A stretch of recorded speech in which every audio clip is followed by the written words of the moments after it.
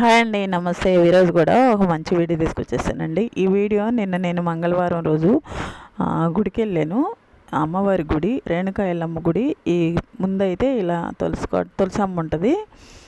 ఇక్కడైతే పువ్వులు పెట్టి దండం పెట్టుకున్నాను. ఇంకా తర్వాత లోపలికి వెళ్ళేటప్పుడు ఇలా ఉంటుందండి బయట అంతా. మొన్న మంగళవారం రోజు అమ్మవారికి బోనాలు అయినాయి. బోనాలు అయినప్పుడు తెచ్చినవన్నీ ఇవి. ఇంకా పాత అంటే కొత్తగా అమ్మవారికి జాతరలా జరుగుద్ది కదా బోనాలు అంటే, కొత్తగానే ఉంది గుడి. ఈరోజు అన్నిటికన్నా ఈరోజు అమ్మవారికి వడిబియ్యం పోస్తారు కదా, ఆ రోజు వడిబియ్యం భోజనాలు కూడా ఉండేవి. వండుతున్నారు పక్కన, అవి తీయలేదు నేను. తర్వాత గుళ్ళోకి వెళ్తే ఇగో ఇలా ఉంటుంది గుడి అంతా. అంటే జనాలంతా బయట ఉన్నారు. మేము పోవడం కూడా లేట్ అయింది. ఇక్కడైతే సుబ్రాయుడు స్వామి నాగపాములు ఉంటాయి కదా విగ్రహాలు ఇవి. ఇక్కడైతే నేను పూజ చేసుకున్నాను. అందుకని చక్కగా కొబ్బరికాయ కొట్టుకున్నాను సుబ్రాయుడు స్వామికి. మంగళవారం కదా, అందుకని అక్కడంతా అయిపోయిన తర్వాత అమ్మవారిని దర్శించుకోవడానికి లోపలికి వెళ్తున్నాను. మనం లోపలికి వెళ్ళొచ్చండి, గుళ్ళేకి, గర్భగుళ్ళేకి వెళ్ళొచ్చు. వెళ్ళి చక్కగా అమ్మవారికి బొట్టు పెట్టుకోవచ్చు, తాంబూలం కూడా పెట్టుకోవచ్చు. ఇగో అమ్మవారి లోపలికి వెళ్ళాను నేను. లోపలికి వెళ్ళి అమ్మవారికి కుంకుమ బొట్టు, పసుపు కుంకుమ బొట్టు పెట్టాను. ఇంకా పసుపు కుంకుమ ఆకు ఒక్క అన్నీ కూడా తాంబూలం కూడా పెట్టి అమ్మవారికి ఇచ్చాను. ఇచ్చి ముందు పెట్టాను, పాదాల ముందు పెట్టి దండం పెట్టుకున్నాను.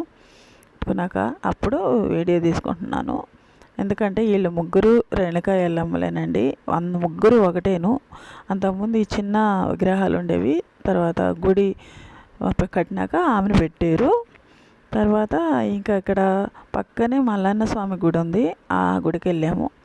ఇక్కడ కూడా బాగుంటుంది, కాకపోతే కలర్ఫుల్ లైట్లు ఉంటాయి ఎప్పుడు, అందుకని కలర్గా కనిపిస్తాడు దేవుడు. ఇక్కడ ఆయనకి పసుపు బండారు బొట్టు పెడితే మంచిది ఎవరికి, మల్లన్న స్వామికి. అందుకే బొట్టు పెడుతున్నాను నేను. ఇంకా నాతోటి లావణ్యనే వచ్చింది, అమ్మాయి కింద ఉంటుంది మా ఇంట్లో, మా బిల్డింగ్లో.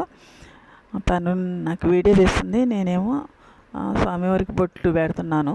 శివలింగానికి ముందు పసుపు కుంకుమ వేసి పువ్వులు పెట్టి, అయిన తర్వాత మల్లన్న స్వామికి కూడా బొట్టు పెడుతున్నాను. మల్లన్న స్వామికి పసుపు బండారు బొట్టు పెడతారండి. పసుపుతో బొట్టు పెడితే చాలా మంచిది. ఇలా ఉంటుందండి. నేను గర్భగుడి ఊరికే తీసాను, గుడి మొత్తం తెలియదు. గుడి చాలా పెద్దగా ఉంటుంది.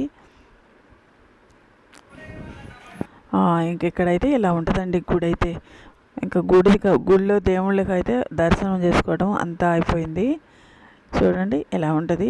అగరబత్తులు వెలిగించాము, ఇంకా ప్రసాదం పెట్టాము, అయిపోయింది. ఇంకా తర్వాత నేను సాయంత్రం అండి మజ్జిగ కొంచెం ఒంట్లో వేడి చేసినట్టుంటే మజ్జిగ తీసుకొని చిలుకొట్టుకొని తాగుదామని మా వారికి కూడా ఒక గ్లాసు, నాకు ఒక గ్లాసు రెడీ చేశానండి. ఉప్పేసి మజ్జిగ చిలుకొట్టాను. కొంచెం నిమ్మకాయ పిండుకుంటే వేడైపోయినా కూడా ఒళ్ళు తొందరగా కూల్ అయిపోద్దండి, అందుకని నిమ్మకాయ పిండి కలుపుతున్నాను. కొంచెం ఎక్కువ పిండుకుంటే ఇంకా తొందరగా చల్లబడద్ది.